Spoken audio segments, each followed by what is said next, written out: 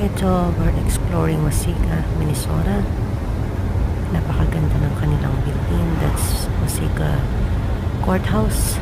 And then, yep, strolling around, looking those buildings na napakaganda. Yan. Ang ganda talaga. Masarap magpunta sa mga ganitong klase ng lugar. Makikita mo talaga na yung mga building, mga luma, kumbaga mga sinuunang panahon, pero magaganda pa rin, kumbaga na matitibay pa rin.